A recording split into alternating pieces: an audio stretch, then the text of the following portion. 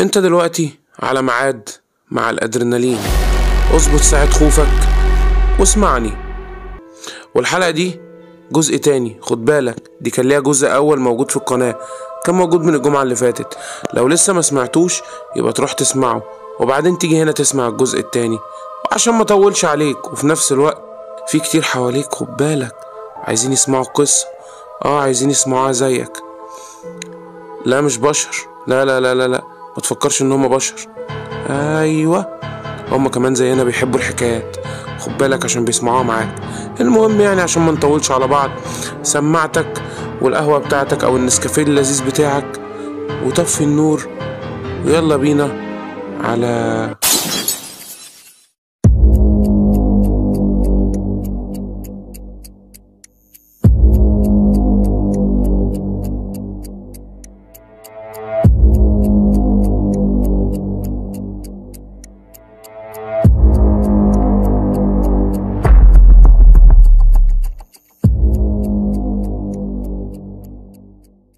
الشيخ عمران. بعد ما خرج من الشقة كان عنده هدف واحد، يعرف مين هو يوسف الكحيل وازاي كان سبب في فتح اللعنة من الأول. بعد بحث طويل عرف ان يوسف الكحيل ده مات، ومات من سنين كمان، وموته ما كانش طبيعي، مات بشكل غريب جدا، مقتول بيبرق بعين واحدة بس والعين التانية مش موجودة، ومحدش عرف مين اللي قتله. لكن يوسف كان عنده ابن اسمه مالك. مالك ده كان شخص غريب الأطوار جدا، يعني عايش لوحده، مش بيتكلم مع حد، دايما بيتلفت حواليه، تحس دايما انه متراقب، كأن في حاجة بتطارده. لما عمران راح بيته لقى الباب مفتوح عادي خالص، لكن جوه كان في مشهد غريب. وسط الصالة كان في مكتب خشب قديم وعليه مذكرات قديمة جدا، باينة من كتر ما الورق أصفر إن هي فعلا قديمة. جنبها شمعة لسه منورة، وكأن كان في حد بيقرأ فيها. وقف فجأة. الغريب إن مالك ما كانش هو اللي مولعها، غريبة جدا. عمران مسك المذكرات، وأول صفحة بالنسبة له كانت مدمرة، كان مكتوب فيها جملة واحدة بس: لو بتقرأ الكلام ده اعرف إنك جزء من اللعنة، أو اللعنة بقت جزء منك. وخد بالك مش لو بتقرأ بس، ده لو بتسمعه كمان. ايوه انت دلوقتي معايا جزء من اللعنة. عمران بدأ يقرأ بسرعة، والأول مرة يفهم ازاي اللعنة بدأت في الشقة دي. فهم من المذكرات ان قبل 100 سنة كان في طائفة سرية اسمها رابطة الهبتادور او رابطة الباب السابع. كانوا بيؤمنوا ان العالم اللي احنا عايشين فيه ده مربوط بعالم تاني، عالم الظلام، وإن فتح الباب السابع هيحرر الكائن الأعظم الهبتاجوسا. لكن التجربة فشلت، وبدل ما يحرروا الكائن الأعظم اتحبست أرواحهم هم جوه الشقة، وفضلت اللعنة مستمرة في انتظار دم جديد يفتح الباب بالكامل. ويوسف للأسف هرب من وسطيهم. وفي آخر صفحة في المذكرات يوسف كتب: أنا عرفت الحل، لازم دم من الرابطة، بس الكل مات، الوحيد اللي كان ممكن يكمل الطقوس هو أنا، وبسبب هروبي بقيت مرفوض من التكملة، وبقى لازم حد من دمي اللي هو ابني مالك هو اللي يكمل الطقوس. عشان كده لما اختفيت وعرفت انهم ماتوا كلهم بعدت خالص، اصل انا اكيد مش عايز ابني يبقى الضحية يعني. عمران استوعب الحقيقة دي، عشان يقفل الباب السابع محتاج دم من ابن يوسف اللي هو مالك. لكن المشكلة ان مالك مش هيوافق بسهولة، لان هو نفسه حاسس بالخطر، وكان عارف ان الشقة دي مش هتسيبه يهرب.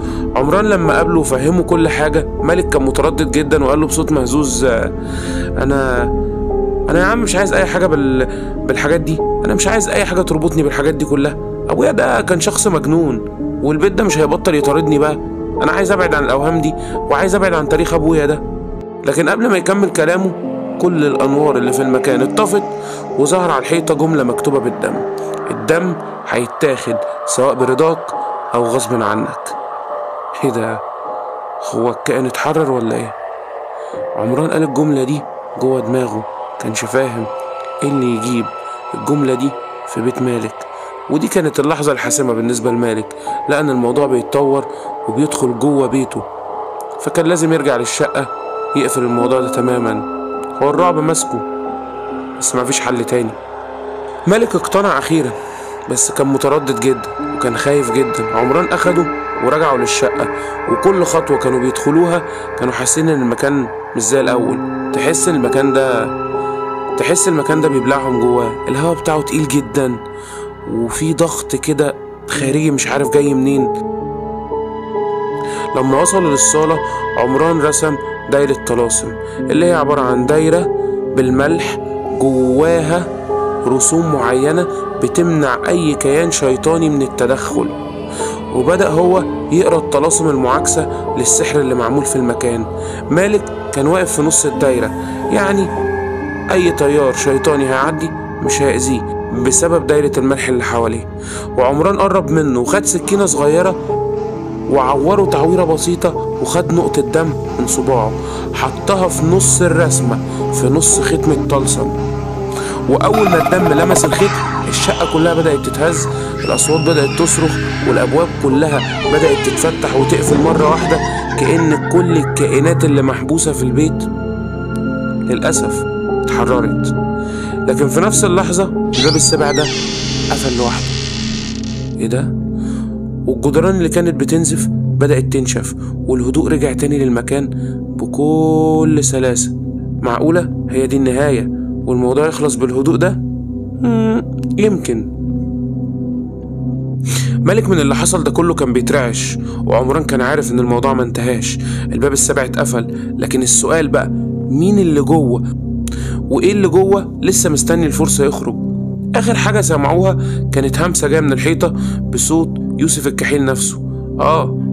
مالك عرفه من صوته، كان بيقول انت قفلت الباب بس المفتاح لسه موجود. فجأة لقيت مالك بيقول لي ده صوت بابا. وبعدها صوت صمت رهيب في المكان مع صوت همسة جاية من الحيطة بتقول مين اللي قال ان اللعنة ليها نهاية؟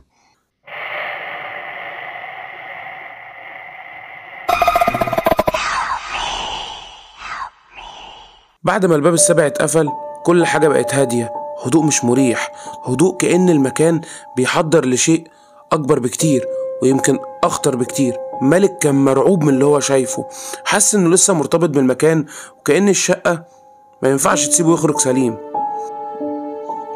بس عمران لاحظ حاجة خطيرة جدا، الختم اللي رسمه على الأرض بدأ يتشقق والدم اللي استخدموه اختفى بالكامل. في اللحظة دي ظهر صوت يوسف الكحيل تاني، لكن المرة دي كان جاية من وراهم من الحيطة اللي كان مكتوب عليها بالدم. بيقول لهم ايه؟ قفلت الباب؟ بس نسيت المفتاح، خد بالك. عمران بص حواليه وقلب في مذكرات يوسف بسرعة. يوسف بيحاول يساعدهم يعني، وأخيرا لقى جملة ما شافهاش قبل كده مع انه قلب في كل المذكرات من الأول للآخر. في آخر صفحة تاني كان مكتوب الباب مش بيتقفل بالدم بس، لازم المفتاح يختفي وإلا الباب مش هيفتح لوحده يوم ما يستدعيه السيد هبتاجوثا. المشكلة إن عمران ما شافش الجملة دي قبل كده مع إنه كان فاتح آخر المذكرات قبل كده. بس ماشي، عمران ما كانش فاهم مين السيد، مين هبتاجوثا ده. عمران بدأ يفهم الحقيقة البشعة إن الطائفة دي ما كانوش مجرد ناس بيحاولوا يفتحوا بوابة، لا خالص، دول كانوا بيجهزوا لاستقبال السيد ده اللي جاي من ورا الباب، واستقباله معناها دمار لعالم البشر أو تولي مجموعة من الناس واختفاء أغلب البشر اللي على الأرض. والمفتاح ده ما كانش حاجة مادية يعني، المفتاح ده كان مالك نفسه، ابنه. مالك هنا بدأ يحس إن جسمه بيتقل، جلده كان سخن، عيونه بقت أغمق، إيده كانت بتترعش بطريقة مش طبيعية. جسمه كله ما كانش حاسس بيه، كان حاسس إن في حاجة جواه عايزة تخرج، حاجة مش منه، لا حاجة مش طبيعية أصلا. عمران فهم إنها مش مجرد لعنة، لا، مالك كان مختار من البداية، دمه مش مجرد دم أو وسيلة تقفل الباب، لا ده كان الجسر اللي كان يقدر السيد من خلاله يخرج للعالم بتاعنا. عمران قالها وبصوت سريع جدا، لازم نخرج فورا من هنا. لكن للأسف مفيش حاجة بتكمل. قبل ما يتحركوا الأبواب اتفتحت واتقفلت مرة واحدة. الصالة بقت مليانة همسات ضحك مكتوم. الحيطان كلها بدأت تكتب جملة واحدة بس: حان الوقت. وفجأة مالك كله جسمه اتشنج واتجمد في مكانه، عيونه بقت سودا بالكامل، وشه نفسه بقى متشنج. وبعدها نطق بصوت مش صوته، صوت أعمق وأخطر بكتير. الصوت بيقول إيه؟ العبور بدأ، وللأسف محدش هيوقفه. ساعتها عمران قرر انه مفيش حل غير انه يفصل مالك عن الكيان اللي بيحاول يسيطر عليه. وفجأة عمران تحسه رجع من زهايمر، كأنه كان ناسي كلام ربنا. فجأة بدأ يقرأ آيات للحرق، لكن كل ما كان صوته بيعلى الإضاءة في الشقة كانت بتضعف والأبواب كانت بتقفل لوحدها. يعني في طريقة اهو. مالك وقع على الأرض، جسمه كان بيتشنج، وبعدين طلع من صدره خيط اسود عامل شبه الغاز كده، كأنها روح سودة بتخرج منه. وشه كان بيتغير في اللحظة دي تقريبا كل ثانية. عمران ساعتها صرخ بأعلى صوت عنده وقال: بسم الله، اخرج من هنا وما ترجعش تاني. وفجأة كان طلع بالكامل من جسم مالك، وكان شكله ايه ده؟ كان شبهه جدا، نفس ملامح مالك ولكن بعيون سودا بالكامل وابتسامة مرعبة مفيهاش أي مشاعر ولا أي إحساس. شكرا، دلوقتي أنا مش محتاجه. الصوت ده لقيناه طالع من جوه مالك، وفجأة الكيان اتحول لدخان اسود ودخل في الأرض كأن الشقة بلعته بالكامل. مالك بعدها كان مرهق جدا، لكنه كان عارف ان الموضوع ما انتهاش. بالعكس، هبتاجوثا اتحرر، او السيد زي ما بيقولوا اتحرر. لكن كان في مجموعة من الحاجات غريبة. الشقة بقت هادية كأنها رجعت لمكان عادي خالص، لكن عمران كان شايف حاجة تانية خالص. عمران ما بصش على هدوء الشقة، عمران بص على الختم اللي كان متكسر. الختم بقى مقلوب وكأن اللعنة اتبدلت لحاجة أشرس. الختم اللي كان مرسوم بقى معكوس في الرسمة، معنى كده استقبل اللي جاي.